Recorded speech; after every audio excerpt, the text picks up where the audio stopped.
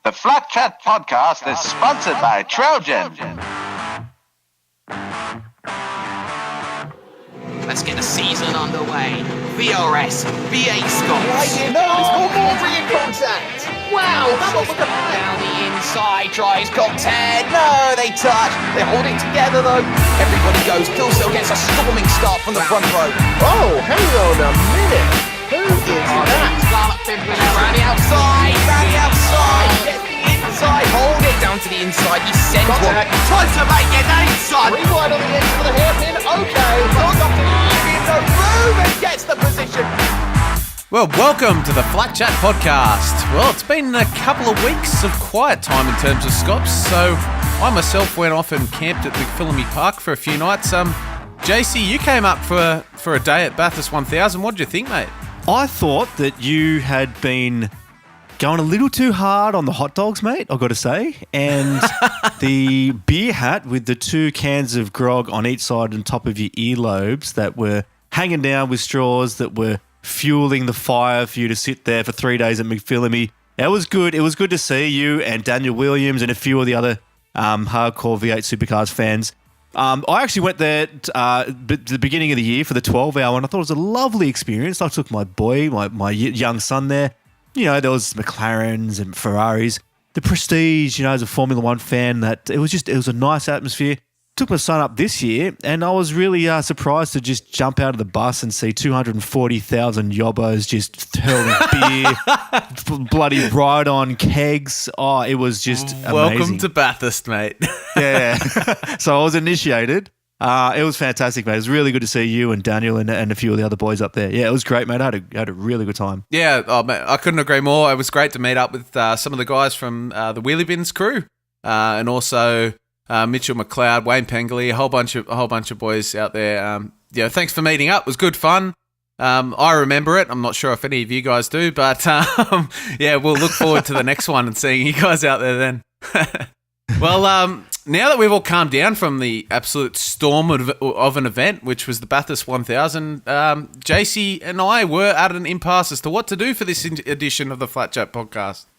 So we dragged in the closest headlight flashing obsessionado / regular commentator in the area and ended up grabbing this guy, Beau Albert, mate. Thanks for joining us once again on the Flatchat podcast.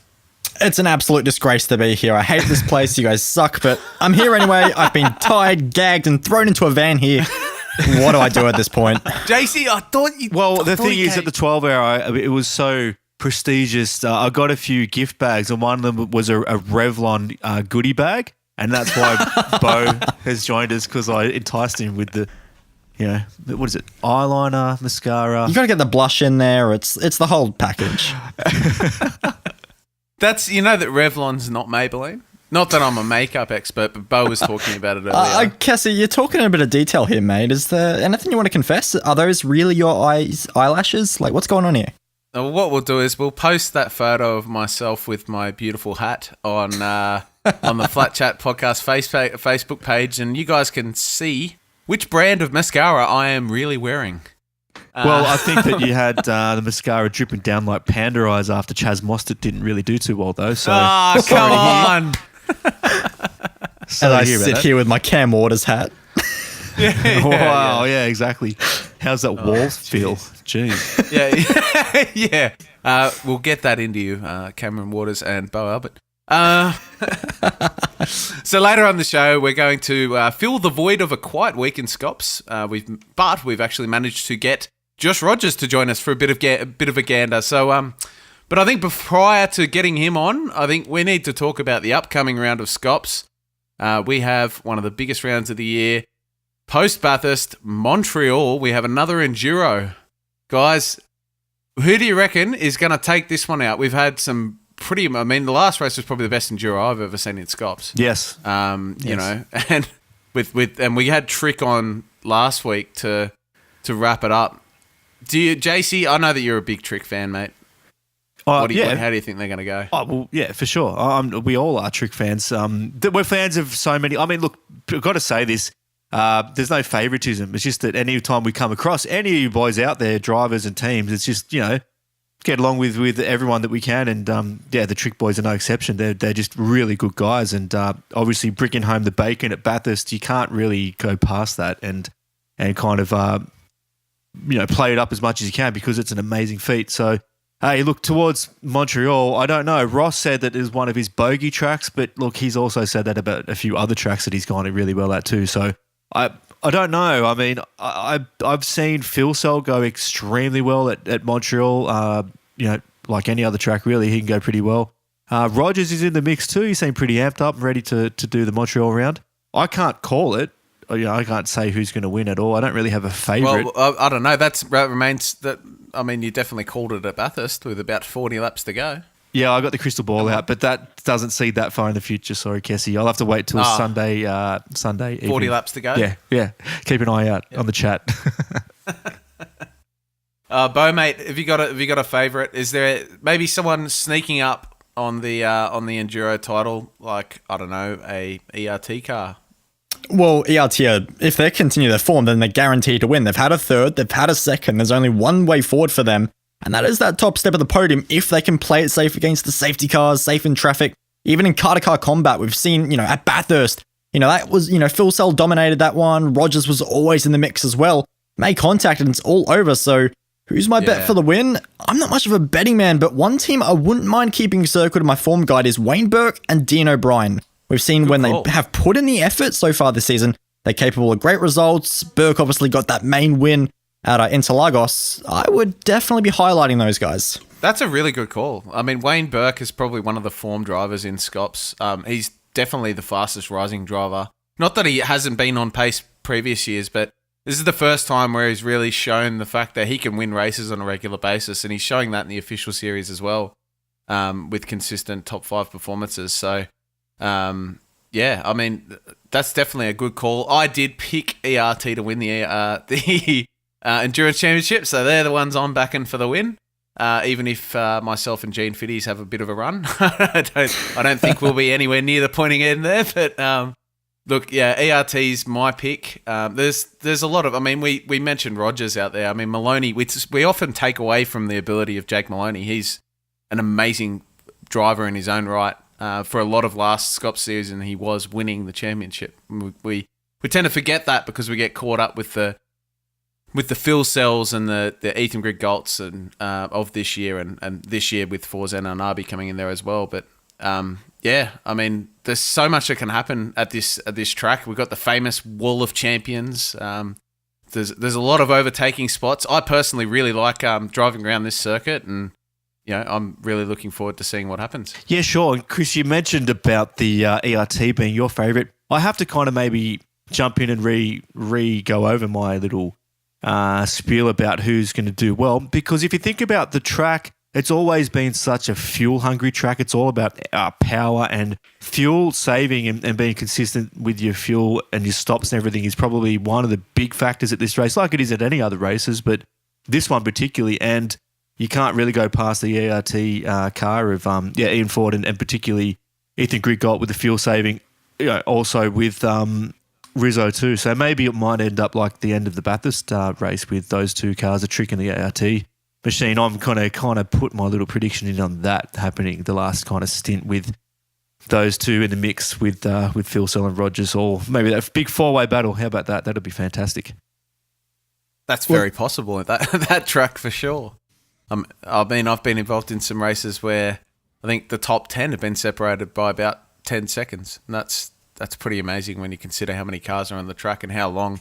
The average race is 20 to 30 laps. This one is much, much longer. Were you just not in the same mix of the rookie league, I think it's called.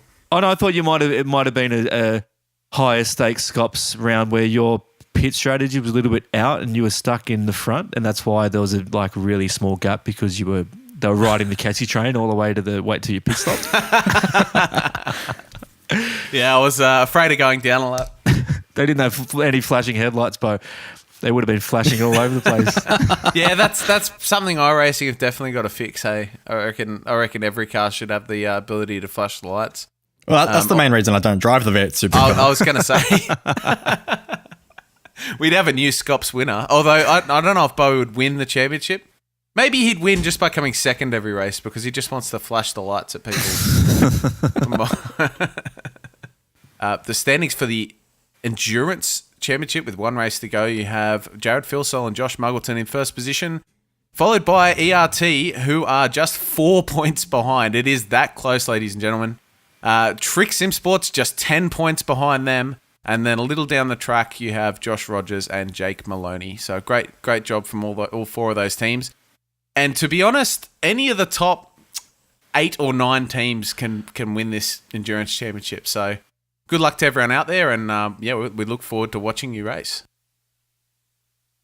Well, we have a very special guest joining us on the podcast today. Last year, you may have seen him flying around, sending it and rubbing panels with his arch nemesis Jared Filsell at the front of Scops races, or more recently, mixing it up with the likes of Mitchell de Jong, Gregor Hutu, and Martin Kroenke in this year's iRacing World Championship Grand Prix Series. He is the Superman of sim racing in Australia and has been kind enough to fly in from planet Krypton wearing his TTL and Burst Esports capes.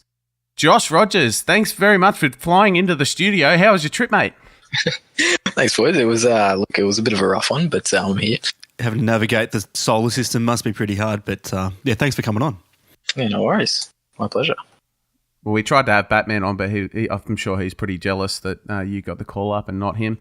But anyway, what we really wanted to get into is, mate, the first thing, what I really want to know, to be honest, mate, how long have you been sim racing? I mean, I know you've been around as long as I have, which is, probably much longer, but you're not exactly the oldest fella out there. Like, how old are you, mate?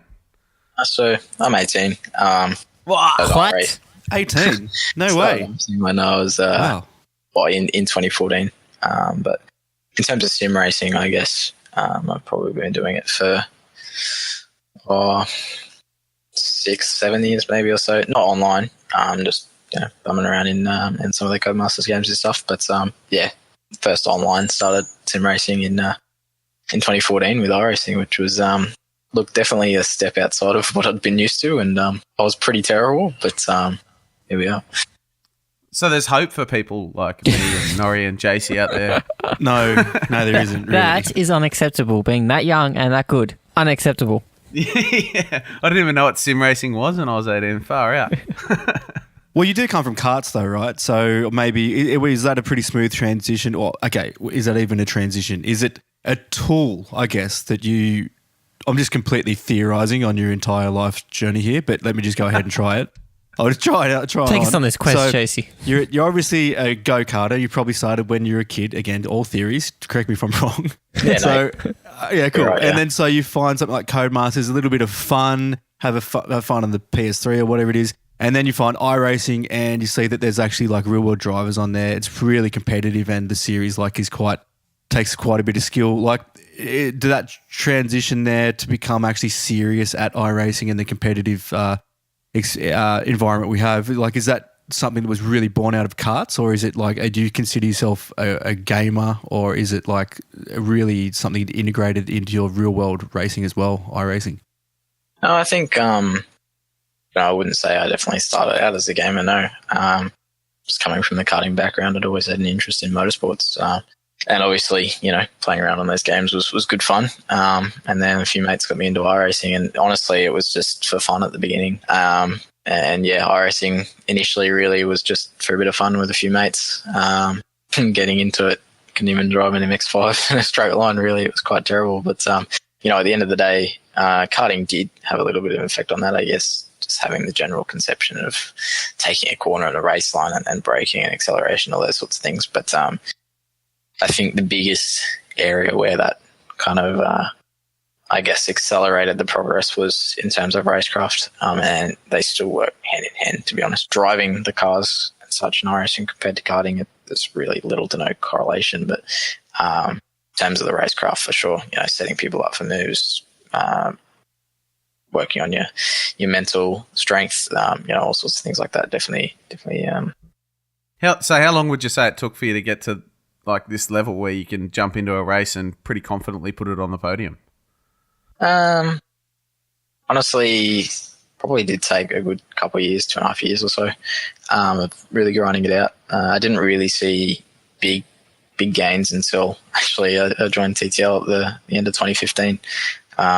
Basically coming into the start of the 2016 Scop season, I just expected to be, some. Yeah, I'm sure All Star Motorsport would have been holding you back for sure. No, not at all. Brent was really good back then. It was a small gang though. There was only 3 of us at that time. We'd just been through a rough point. So, but yeah, no, definitely just having some more open-minded guys and guys that knew, about the V8 and in terms of driving it as well. Just being able to drive around with them just made me, I guess, accelerated the progress. But yeah, just came into the 2016 Sculpt season expecting to be some bum and around in P15, but ended up being a bit more competitive than I expected, and it stuck. So like most iRacers, you would have gone through MX5s and the lower series. Did you just stick with V8s from the get-go, or did you dabble in others? Initially, I was actually mostly running around in the Star Mazda back in the day. That was quite a good car back then. That was the Smack series and Oz Smack series as well with the open setups, which, there was some really good racing in there and broadcast as well. So, it was one of those entry-level series that you could still be able to kind of put yourself out there, I guess, in a sense. And that's what we were trying to do with ASM at the time as well. Yeah, I definitely didn't start with the V8. I probably didn't start driving the V8 until mid-2015, I guess. Start driving seriously anyway. So, there was a good year where I was just driving around in GT cars, the DP and AEC, and yeah, Star Mazda mainly. You know what, Josh? I know these are like really different cars, and if you get used to the V8, you probably got your mindset on that. But if you ever think about doing it, you should go and try the F1 car in iRacing. It's all right. You might not be okay with it at the start if you're used to V8, but you might get used to it. But no, obviously you're obviously really good in anything nowadays. And I mean, I don't know, like you know better because it's your experience, but it would seem that karting and having that particular type of feel for racing, like, I mean, I know some people who, if you put them in front of a video game screen with a wheel and a control and pedals and stuff like that, even though they've probably got a license on the road, they still don't know the concept of like racing lines and stuff like that. So you'd obviously isn't that how you drive on the road?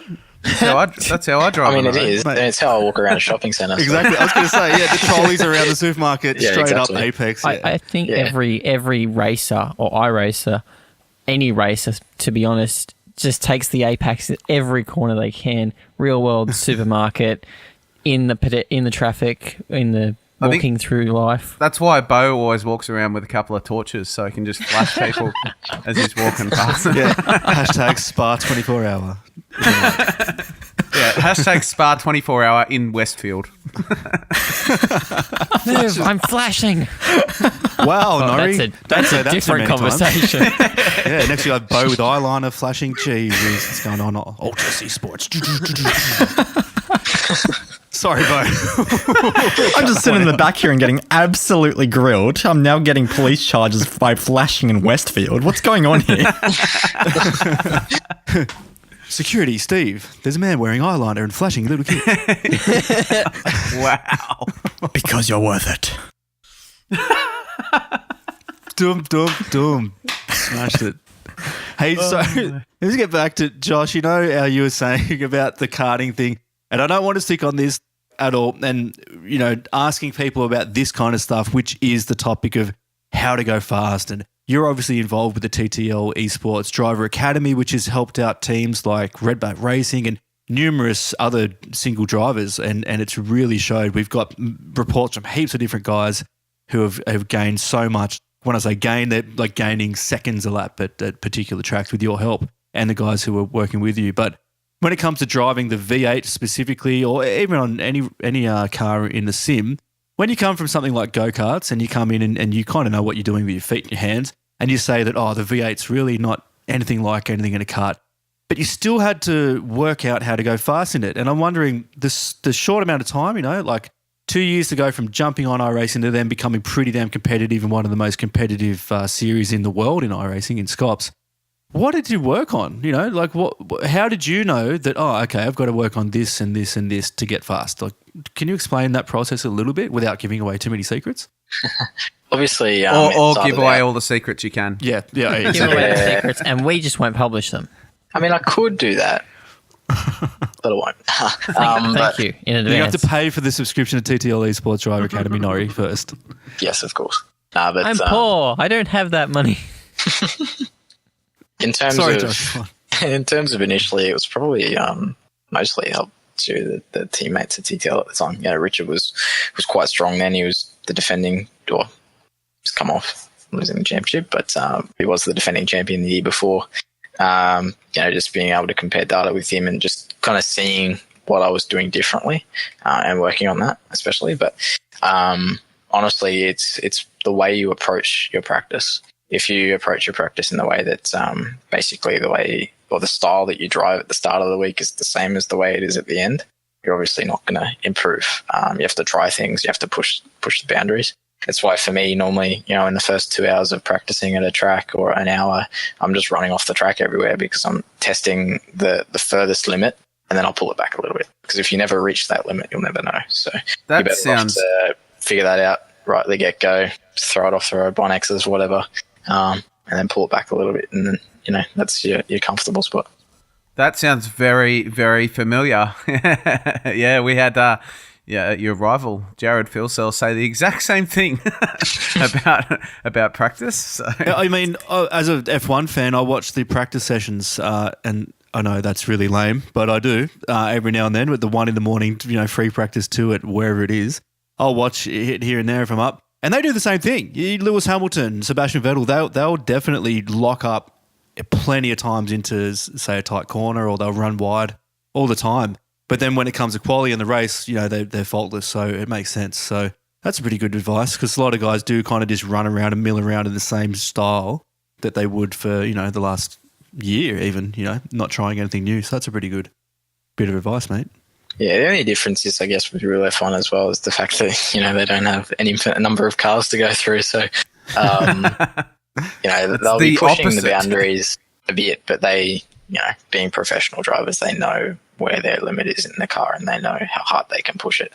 And I guess they've probably done heaps of laps in the simulator as well, prior as well. But, obviously they don't have heaps of cars to go through, so they can't go bouncing on the floors and pretend to be a ping pong ball. But, it's a little bit different, but yeah, I see where you're coming from. Unless you're Lance Stroll, you can just ask Dad to get the money tree watered a little bit more. Can you just buy a team? I just feel like crashing a car. That's where iRacing needs to step up the game with realism and make people buy each car, and if you crash it, you're out. Yeah, or a big fist comes through your computer screen and smashes up your gear or something like that. Yeah, that's another $11.95 plus VTAT for that one.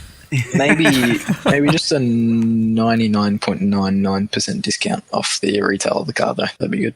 What made you make the flick to you've sort of stepped back from Scops this season. You joined Burst to be able to compete in the World Championship. What made you make that decision? Was it a competitive thing? You wanted to show that you were one of the best out there, or was it the fact that you just wanted to jump into a Formula One car and turn some laps? In terms of steering away from Scops or just approaching the series in a whole?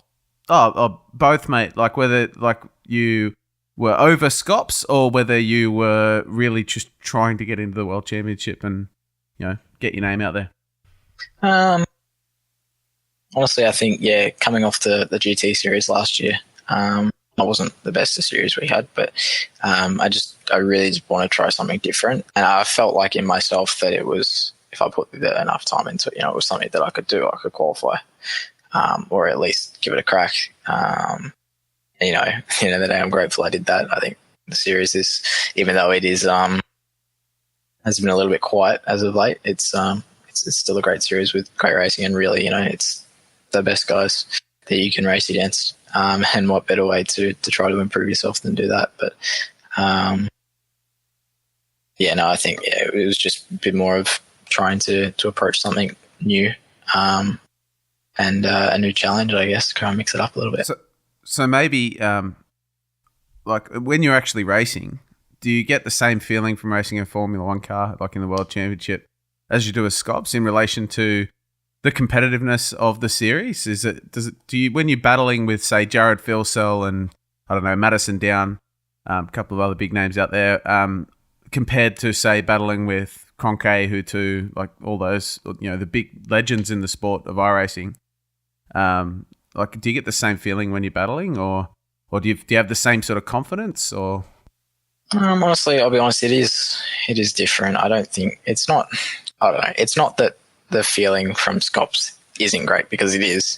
Jared's probably arguably the best driver of the last 3 years, and Madison's the pinnacle of P8s and iRacing, really. When you look at the past, but I think just the pedigree behind some of those drivers in F1, racing against Hutu being a 5-time world champion, and Kroenke probably coming up to his third. I think it is just something that is just a little bit different.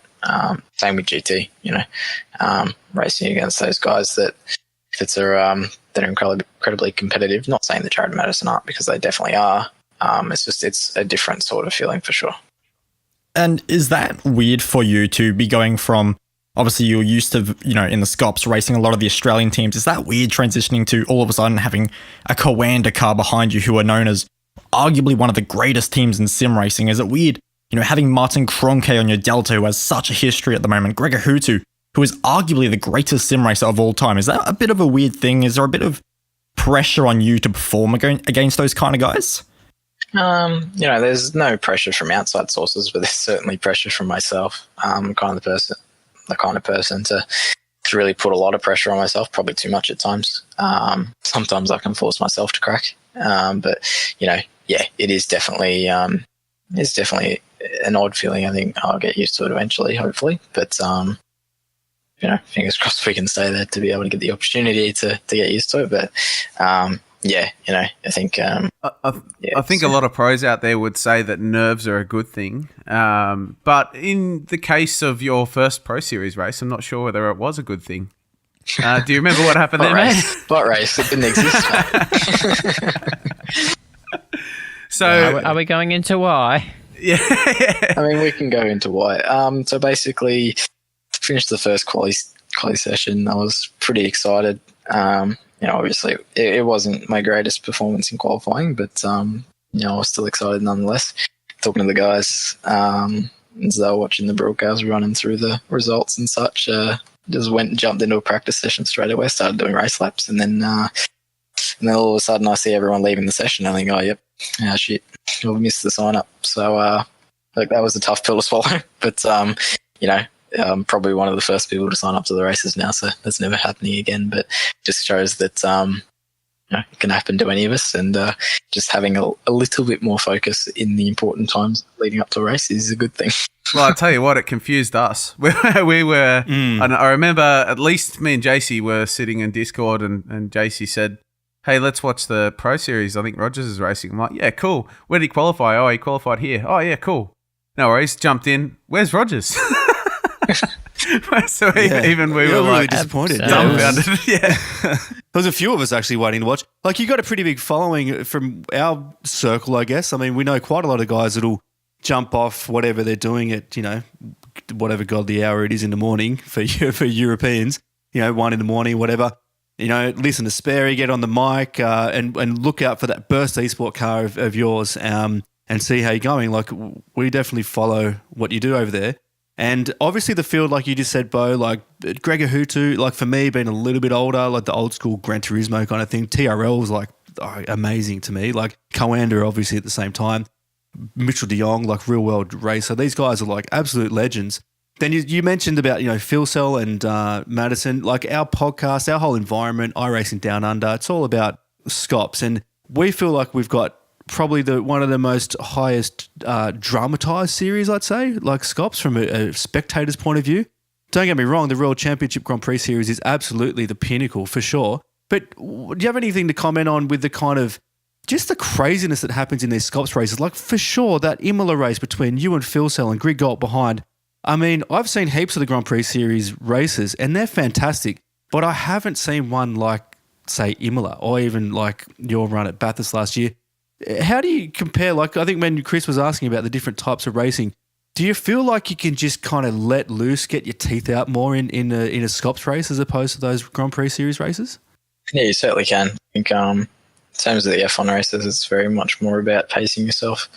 Not going too hard too early, and it is a little bit hard to follow at times as well. Whereas the V8, obviously little to no aero on the thing, and some panels you can bump. So it's definitely a series where you can pull your finger out a little bit more and have a little bit more of an aggressive play like you saw at Imola. But for sure, it's definitely that way. Yeah, nice. Maybe it's just the fact that, Jared was saying when he was on that he dislikes the F1 cars because, you crash panels and you're dead, you're in the wall or you're off and too much damage, you can't steer and all that kind of stuff. But you are right, like the real world F1, it's sometimes not just about the racing as much as it's about the kind of the prestige of it maybe. Having those names, it must be pretty special. So I just want to move on to it and ask you about the balancing acts, like Jake Sperry was on and he was mentioning about his dismay and how he wasn't pleased that you, Josh, were trying to put your foot in both sides of the world here in those two race series. But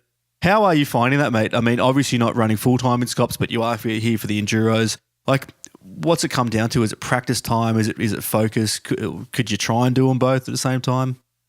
Honestly, I think you could if you were doing two series. For me, it was hard doing the GT3 Pro World Championship, F1 World Championship Series, and also Scops. That's tough, especially when you come to some weekends where they're on the same weekend. So you think about it, I like to do at least 12 hours for the World Championship Series. And, you could probably get away with 6 or so for the V8, but... you could maybe. Some of us spent 12 hours on the V8. But, you're staying up until 2, 3 a.m. on a Saturday morning and then you're flat out and trying to get used to the V8 again and then jump in it on Sunday night as well. I just was worried about burning myself out, basically. I didn't want to get to the point where at the end of this year I wasn't enjoying sim racing anymore. It felt more like a chore. And, thankfully by, I think, making that choice to step down, I think it's paid off in that term. Okay. Go. Sorry, I know everyone's probably got a few questions. I've just got to ask this, and I'll be happy if I got your response to this, my mate. It's about the kind of response, and almost you, Josh Rogers, have a bit of a stigma in the community as being hailed as like potentially the greatest sim racing driver ever. I've heard it quite a few times, as in you got that potential to win championships, Grand Prix championships. It's like kind of like a lot of pressure, I guess, if you hear that kind of stuff. It might be a little bit weird to hear it.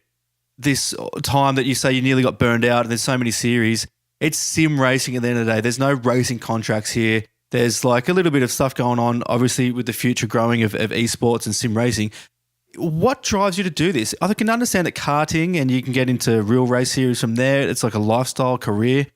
Sim racing, is there a career in it? Like even if you were to be hailed as the greatest and you could win your World Championship Grand Prix series, what's the drive, mate, at the end of the day? Why do you do it? It's competitiveness in myself. It's just I live, I breathe it. It's something that I've just always been a really competitive person, and I strive to try and find that. If it's by, forcing myself to do something, to be able to race top guys and try and prove myself to myself, I guess, in that sense. I don't know whether that sounds egotistical, but, this is the same in karting. I was always very hard on myself, I guess, always wanting to get the most out of myself. If I didn't, then I feel like I'd left something on the table. And it's the same deal here.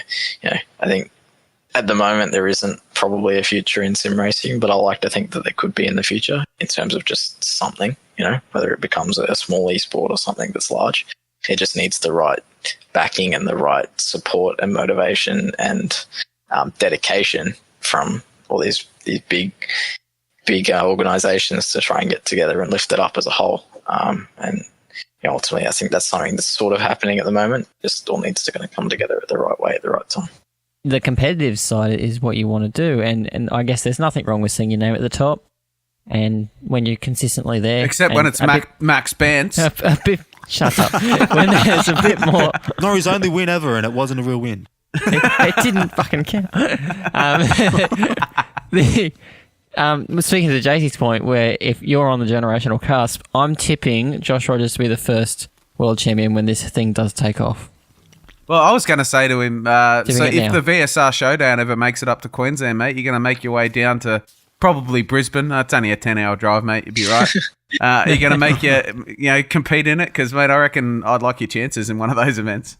Absolutely. If it does make its way to Queensland, I'll try for everything to go. I think just at the moment for me, in my situation, it's a bit tough to travel to Sydney or Melbourne or whatever. But hopefully it does get an opportunity to come up here. There isn't really many conventions, I guess, in Brisbane in terms of just like PAX, for example. Like there really isn't that sort of thing up here, so it could be tough to break into that. Depends whether there's more with Shannon's or whatever. But either way, if there was one, that'd be cool, and I'd definitely be there. Yeah, awesome. I look forward to seeing you up there if we can finally get up to one. Oh yeah, okay. So, Josh, you got to tell me, what is your favourite moment in sim racing? I know you've been doing it for a really long time. You're obviously very passionate about it. You've competed in many, many series. Have you got a favourite moment or a funny moment or something like that? Taking out Thomas McMillan? So this is hard. He's just like, all those times I won. That was really funny. That was every race. Let's talk about them. We'll be here for a while. Get the cuppa boiling. I think, honestly, we will be. I'm just... Hey, this can be anything on track and outside. The community too. You seem like a pretty level-headed guy, but I'm sure that you like to... Everyone on their Discord channel, when they shut the doors, the different characters coming up, mate. So, for instance, I won Max Vance, and people now take the shit out of me for it. It's because it's not a real series. Yeah. Hashtag Jake Sperry, please respond. Yeah, if Jake Sperry was a little bit annoyed at the way you go about your sim racing career now he's going to... Oh, look, he's jumped into Discord already. He's banging on the door. Someone got burnt and it wasn't me. Woo! No, honestly, I'd have to say my favourite moment was crossing the line at Bathurst at the start of the year in the first round of the GT World Championship Series. Oh no, that was just the first win, and something that really I didn't expect coming at all. I figured we had some okay pace working with Core coming into the week, and the pace seemed to be fairly comparable. But coming in the race, I never expected to be where we were, and Richard drove amazing. Just everything fell into our hands. I think that, or the 1000 last year in Scops, that was also a pretty good moment. Would you say there was something in the chicken that Richard has... you said you got a lot of advice off him before. Is that the secret to... 11 herbs and spices, the TTLs. That's it, 11 herbs and spices. I actually don't know if he had KFC that day, so I'm not sure. Maybe it was the fact that he didn't have it that we actually did well. Oof. That shatters the illusion. His problem for the last 2 years. No, congratulations on that. That's a pretty big effort. Anything where it's a worldwide... they're great, aren't they? The GT series is really good because Scops is so Australian, New Zealand centred. The Grand Prix series is worldwide, but it's more kind of for that particular niche that like the open wheelers. But the GT is just kind of, Bathurst. It's a pretty good mix, isn't it, to have a GT series like a 12-hour at a track that we all absolutely love and are really familiar with in Australia. So...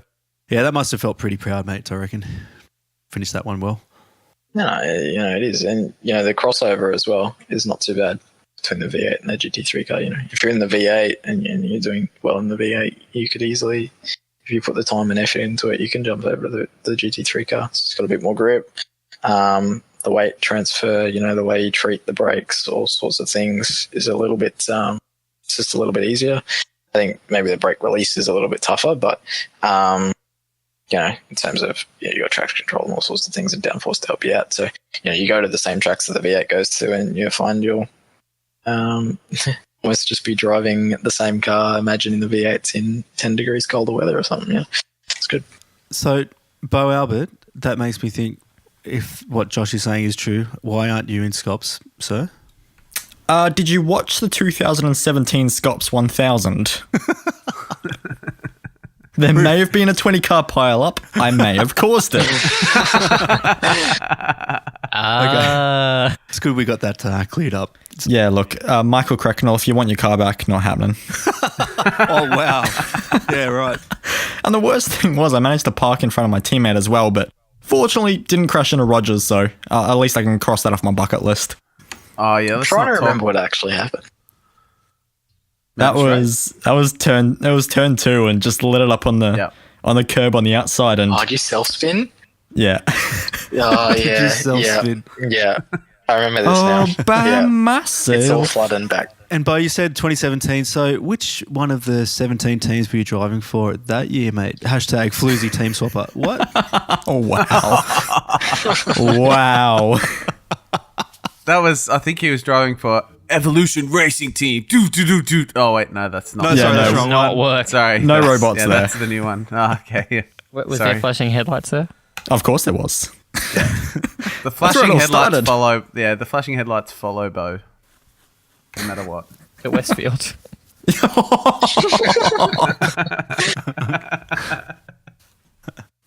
Oh man, you got to put No, away that's that CD torch, Beau. Was that that had no connotations to it, did it? Oh no, not 'Cause- really. Just running around Westfield with the torch is a bit weird. Well, last time when I went and met you up at Bathurst and you wanted me to come and check out your torch, I was a bit scared. I didn't follow you. That was a completely there's different so many connotation at the end. No, but I did want to show you my beer hat. Hey, that was good. Yeah, the self-proclaimed, like, that beer hat that you mentioned you were trying to find on eBay or wherever it was for Chinese import. You actually found it. Yeah, $5 at Super Cheap Auto. So, Josh, can you see yourself running with a tinny on each side of the head above the ears as you're driving around in the Burst Esport car? Or is that... Come on, mate. Maybe. Not sure how legal it would be, but Sim racing, there's no rules.